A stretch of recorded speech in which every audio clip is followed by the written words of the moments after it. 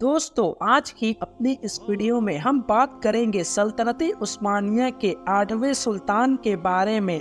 तो दोस्तों, सुल्तान महमद फातेह के इंतकाल के बाद उनके दो बेटे मौजूद थे, जिनमें से एक का नाम जमशेद था और दूसरे का नाम बायजीद सानी था।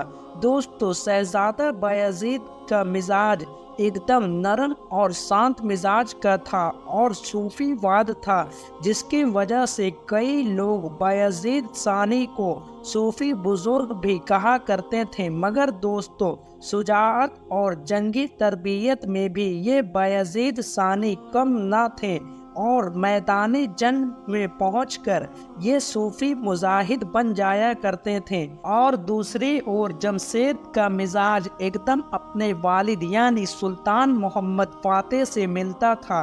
दोस्तों, सुल्तान मोहम्मद फातेह के इंतकाल के वक्त ये दोनों शहजादे इस्तांबुल शहर में मौजूद नहीं थे। वहीं दूसरी ओर यनिचरी ने सुल्तान मोहम्मद के इंतकाल की खबर सुनकर फौरन वजीर आजम को कत्ल कर दिया, जिस वजीर ने सभी लोगों से सुल्तान मोहम्मद फातेह के इंतकाल की खबर को छुपा कर रखा था।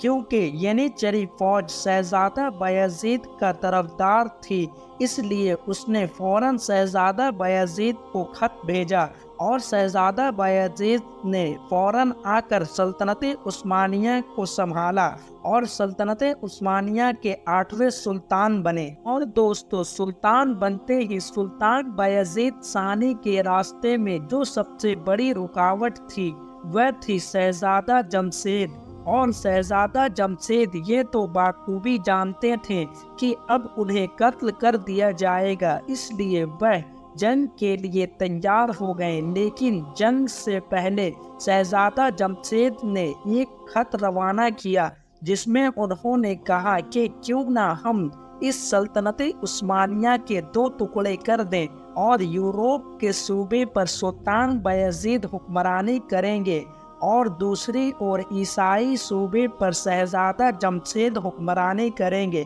लेकिन दोस्तों, सुल्तान बायजीद सानी ने अपनी इस अजीम सल्तनत उस्मानिया के टुकड़े करने से फौरन मना कर दिया कि जिस सल्तनत को कायम करने के लिए उनके आबाओ अजदाद ने बहुत ही मेहनतों मुशक्कत किए थे। और फिर दोनों शहजादों में जंग शुरू हुई। तो इस जंग में सुल्तान बायजीद सानी ने शहजादा जमशेद को शिकस्त दे दिया, मगर इस जंग में शहजादा जमशेद अपनी जान बचाकर भागने में कामयाब रहे और भागकर ईरान पहुंच गए और कई सालों की मेहनत और ईरान की मदद से फिर से ईरान की फौज लेकर सुल्तान बायजीद सानी के मुकाबले में निकल आए। मगर इस बार फिर उन्हें शिकस्त मिली और वह इस बार भागकर रोडरुस शहर पहुंच गए। और दोस्तों, इस रोडरुस शहर का सुल्तान दी अबूसन बहुत ही चालाक था। जहां एक तरफ इसने शहजादा जमशेद से मदद के लिए हामी भर दिया था, वहीं दूसरी तरफ इस डी आभूषण ने सुल्तान बायजीद सानी से ये मुआहदा किया कि वह 45,000 सालाना रकम के एवज शहजादा जमशेद को अपने कैद में ही रखेगा और कई सालों तक एक उस्मानी शहजादा के इस तरह से कैद की जिंदगी गुजारते गुजारते 7 साल के बाद शहजादा जमशेद इसी कैद के दौरान अपनी इस जिंदगी को छोड़कर चले गए। और इसी के साथ सुल्तान बायजीद के रास्ते से वह रुकावट भी चला गया जो उन्हें अपनी फतवाहत में आने वाली दौर में होने वाली थी। और दोस्तों, सुल्तान बायजीद का दौरे हुकूमत बहुत शांति से गुजरा, क्योंकि दोस्तों सुल्तान बायजीद कई जंगों में जंग करने से ज़्यादा सुलह को तरजीह दिया करते थे और बहुत नरमी के साथ अपना दौरे हुकूमत कर रहे थे। और फिर सुल्तान बायजीद सानी ने हंगरी से कई छोटी छोटी जंगी सिलसिला जारी रखा, लेकिन इससे कुछ खास नतीजा हासिल ना हुआ और आखिरकार दोनों सल्तनतों के बीच मुआहदा हुआ। और फिर हर्जगोना उस वक्त तक एक बाज़गुज़ार हुकूमत थी। बायजीद सानी ने इस शहर को भी मुस्तकिल तौर पर अपनी सल्तनत उस्मानिया में शामिल किया।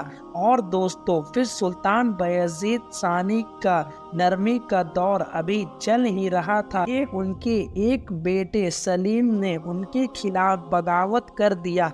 लेकिन पहले तो सुल्तान बायजीद सानी ने अपने बेटे को समझाया कि वह वापस चले जाए, मगर शहजादा सलीम नहीं माने और जंग के लिए आमादा हो गए। और दूसरी ओर सुल्तान बायजीद सानी ने भी अपने बेटे से जंग करने का सोच लिया था और फिर दोनों के बीच जंग शुरू हुई।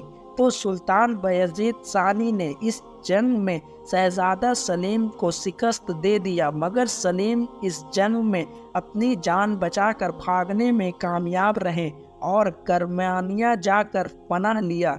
फिर कुछ महीनों के बाद सलीम ने वापस से इस्तांबुल की तरफ हमला किया, मगर इस बार यनिचरी फौज ने भी सलीम का साथ दिया और करीब था कि शहजादा सलीम हमलावर होते कि बायजीद सानी ने यनिचरी फौज के सिपह सालार को बुलवाया और उनसे पूछा कि तुम लोग क्या चाहते हो। तो यनिचरी फौज ने कहा कि हम चाहते हैं कि हमारा सुल्तान एक ज़ईफ़ इंसान ना होकर सलीम बने। और फिर सुल्तान बायजीद सानी ने ये ऐलान किया कि मैं अपने बेटे सलीम के हक़ में सल्तनत उस्मानिया के तख्त से दस्तबरदार होता हूँ।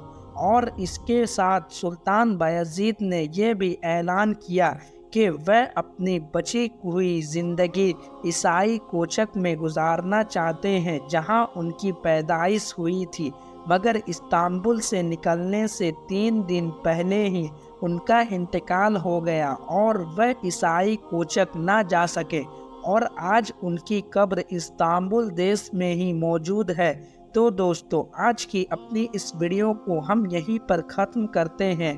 और वीडियो अगर अच्छी लगी हो तो ना सिर्फ वीडियो को लाइक करें बल्कि हमारी हौसला अफजाई के लिए हमारे इस चैनल को सब्सक्राइब ज़रूर करें, क्योंकि इसी तरह के हिस्टोरिकल वीडियोस हम आपके लिए लाते रहते हैं।